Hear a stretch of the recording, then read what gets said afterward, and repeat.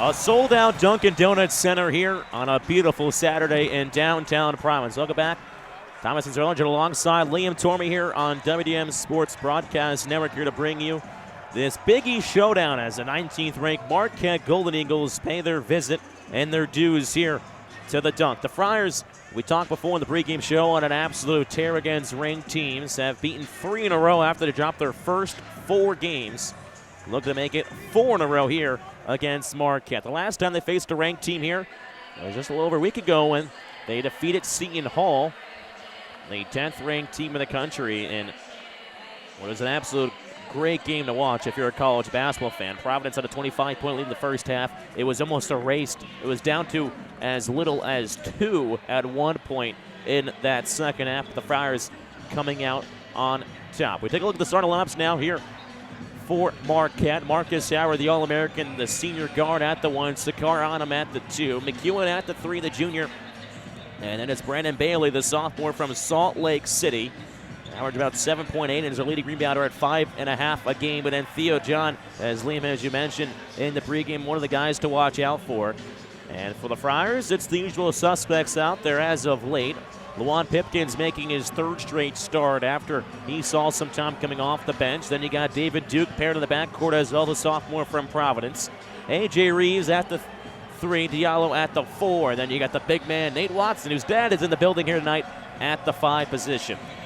I really do. This seems like the starting lineup that's been working. They've won the last 2 games using it, and I think it's the one that clearly looks like he loves again here today. Well, as the motto goes, if it isn't broke, you can't fix it. So, got to go with the same lineup. Dwayne Pipkins has playing better of late. Didn't really mention him in pregame, but Dwayne Pipkins didn't play that well in the game against Marquette previously. That was obviously a long time ago. In the past couple of games, Pipkins has been playing very well. So another guy to keep your eye out for today.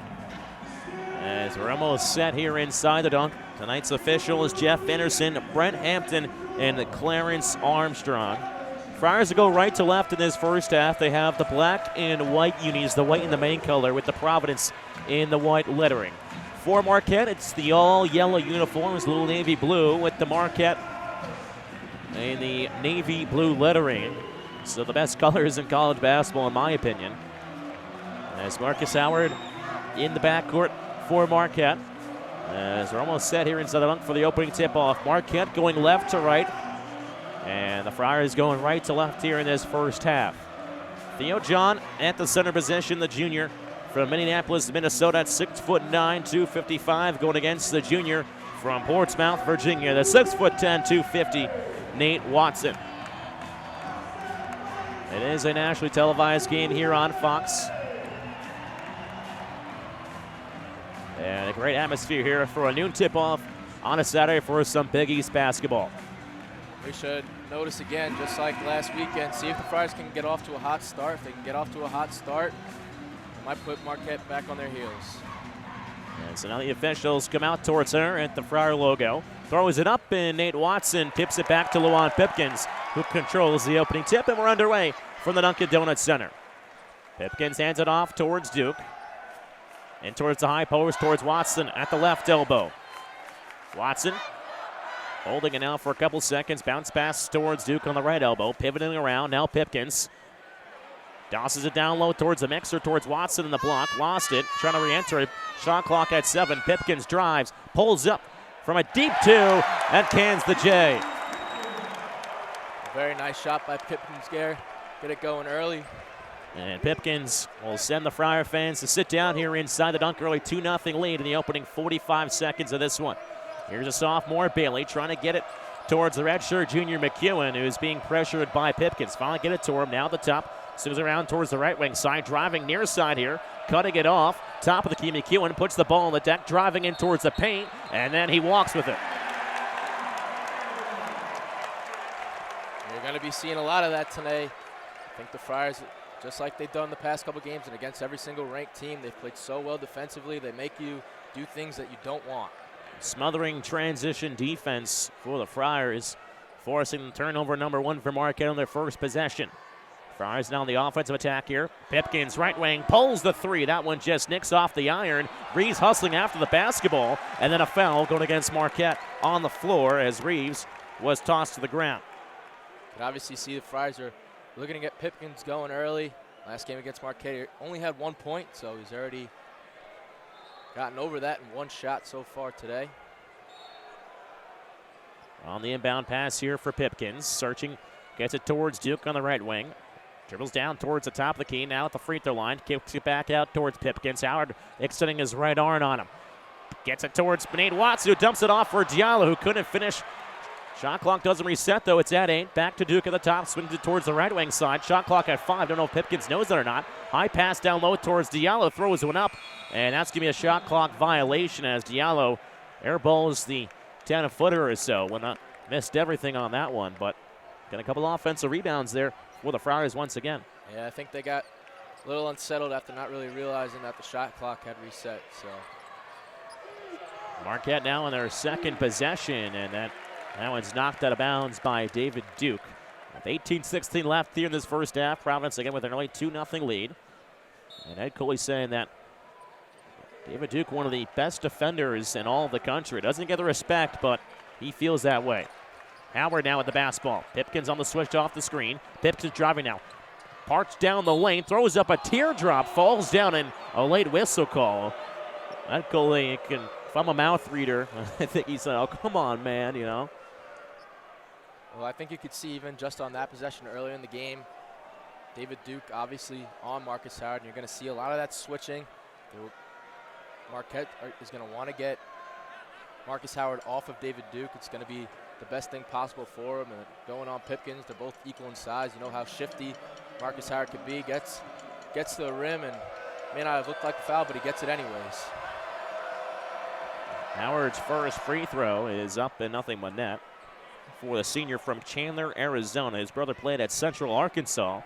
Actually just surpassed him in total points in career scored. Marcus Howard, top 40 in all of college basketball ever to play. Obviously, very good free throw shooter. Not as good as it was last year. Howard only shooting at 84%, was up near 90% last year. Hits them both. We're tied at 2 here, just under 18 left here in this first half. As Duke runs the offense, as Diallo calling out the play from the right elbow. Duke with the basketball on the left wing. Oscillating back and forth with the basketball. Now Pipkins at the top with Sakar on him. Back to Duke, goes behind the back. Trying to spin around against Marcus Howard in the lane. Kicks it out, shot clock at 4. Pipkins driving to the left wing side. Throws up a floater and banks it off the window. And Pipkins has the first 4 for the Friars. It's a 4-2 lead here, 17.5 left in this one. Pip got that ball with only 3 seconds left on the shot clock. Made a little move, got to the rim, and a nice little bank shot. Some ball versus now for Marquette outside on the perimeter. Marcus Howard now with Watson trying to switch with them. A baseball pass towards the far side corner, and it airmails over Sakar Onum's head. That one went flying. I actually love the defense there from Watson. It was the vintage Khalif Young hedge screen, and it was Watson who came out this time. So Friars with a 2-point edge here, just over 17 left in this first half. Duke at the top. Now Pipkins right wing. Watson coming out with the screen. Sets it as a slip screen. Now Reese swings it towards Diallo. Near side corner. Hauls the 3. That one hits off the back iron. And a long rebound goes out toward Marquette. In transition now. Spinning off of Pipkins. Leaves it off for John down low. And Watson gets an arm in on Theo John. As he'll be shooting 2. But great penetration there by Onum. Now he's averaging about 13.3 points per game. Sets it up for Theo John and really forces Nate Watson's arm to foul there. Obviously trying to get down low, get in there on those rebounds, force Nate Watson into a couple fouls. John's free throw sneaks in the left side of the iron. John now in his junior season feels like he's been here for more than 3 years.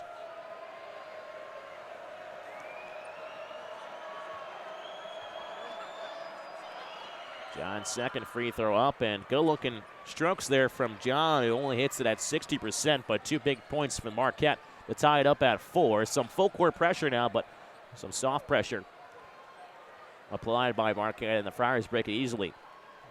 Pips is waving his arm to get Reeves out of the paint, right way handed off. Now Diallo, Watson at the top. Duke on the left wing side. Diallo backdoor cutting. Now Pipkins, left wing, launching a 3, and connects. going to continue to keep going to the hot hand if Pipkin's going to keep shooting as well as he is the past couple games. Pipkins had 16 last game against Georgetown. They'll get a foul as Marcus Howard was clipped at the top of the key. But Luwan Pipkins, the first 7 points for the Friars. There's been a lot of off-ball screens going offensively for the Friars. Trying to get some guys set up. Alpha Diallo also trying to get AJ open, even though it hasn't touched the ball much. And then Pipkins gets a little bit over the screen, knocks down a three-point shot. The Friars are up 7-4. So Marquette trailing 7-4 here, just about 4 minutes into this one. 20 of the shot clock is on him. With Diallo on him now at the top of the key. Dribbles towards the far side. Now McEwen trying to entry pass towards John, but Khalif Young just checks in, really denying the ball to him. Howard goes down the right side, gets past White, throws up about a 10-foot teardrop. Batted around by John, but it comes into the arms of A.J. Reeves. The Friars will settle for that defensively. Getting 2 guys in the face of Howard when he gets to the rim. Gets the floater off the back of the iron. Pipkins left wing, high arching pass towards Young at the top to get over the tall Theo John. Young. Just pass over towards White. He goes baseline, gets a man up in the air, kicks it out towards Diallo, swings it towards Pipkins left wing. Shot clock at 8. Hand down, and Pipkins tries the tray. That goes halfway down and out. Howard was right up on Pipkins there, trying to negate that three-point shot. Almost went in, though. McEwen gets around the screen at the top. Fires it towards the right wing. Here's a 3 from Onum. That one's too strong. Pipkins flung for the board with a taller Bailey and forces Bailey to tip it out of bounds. Great box out by Luwan Pipkins, who's given up quite a few inches. A 6'8" Bailey going against the 5'11" Luwan Pipkins, and Pipkins forcing Bailey to tip it out of bounds. That brings us to our first media timeout here inside the dunk. Providence with an early 7-4 lead over the 19th ranked Marquette Golden Eagles. Stay with us here. We'll be right back. Listen to Providence College men's basketball on WM Sports Radio Network. And thank you, Scotty. Again, that was Scotty Gange alongside Cale Nicholson here at the end of the third inning. Firebirds 3, Braves nothing. Again, Jake Eater will go no more than 5 innings tonight. And again, he's been spectacular for the Firebirds here. 2, 3, 4 hitters due up for the Braves in this 4th inning. So again, 2 more innings out of Jake Eater. He faces the right-hander, the third baseman, Xavier Warren. The right-hander digs in from the right side. First pitch from Jake Eater. Fastball and misses upstairs for ball 1. And please be joined by former Firebirds broadcaster making his return back to Eldridge 2016 alum, Brendan King. Brendan?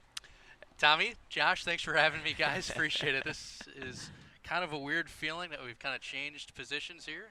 1-0 pitch rolled over down the third base side, scooped up by McCabe, sets his 3-feet throw across the diamond in time, and Warren is retired for out number 1 here in the top of the 4th inning. I know, Brendan, you and I go way back a couple years. Way back. I think I go longer back. I met Brendan about an hour and a half ago. Yeah, well, officially. Officially, yeah, that's fair. I mean, but yeah, it feels like just like yesterday when you were kind of to my right and I was wearing the headset doing the play and you were chipping in. So this is awesome, guys.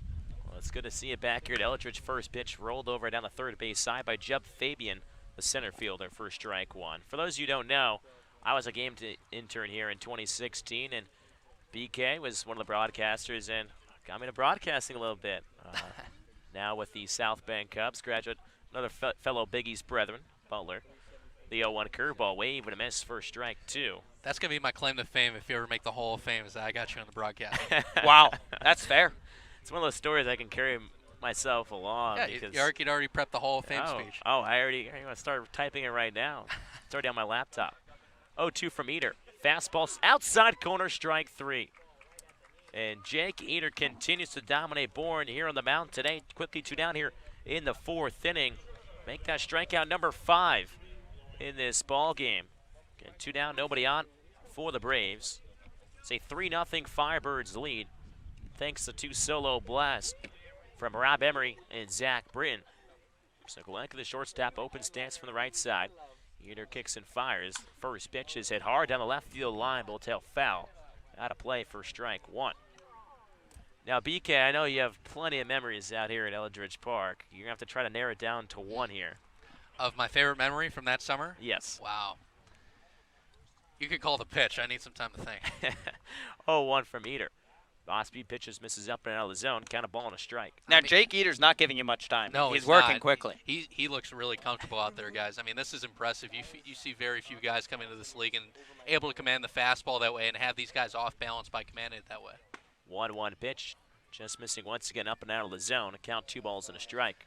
I mean, I think the big answer obviously has to be when Adam Hazley walked off the Falmouth Commodores in July of 2016. I think the 3-year anniversary of that win recently passed, and that game was on TV too. 2-1 pitch, a sky down the first base side on the hill. Strike 2. So that was a nationally televised game. You know, anybody watching that game on Fox was able to see Adam Hazley, and now able to see him in the big leagues with the Philadelphia Phillies. So in game action, I'd say probably that's the most memorable moment, but you know, there are just so many times spent with all parties involved. 2-2 fastball misses upstairs. Count is full. With the Birds, from the coaching staff to the front office to game day interns to the broadcasters to the players, you know. 2016 was a special year, and I think it was really just a year of everybody just gelled together and had a good 3 months. It was a fun time just like this summer. 3-2 pitch, rocking it down the third baseline. It's a fair ball. It's going to roll down the left field line. Kokoska comes to chase it. Rounding first, going towards second. Throw is a little bit high. Tag, not in time, as Glenkley slides in to the inside part of the bag, and it's a 2-out double for Jimmy Gluanke.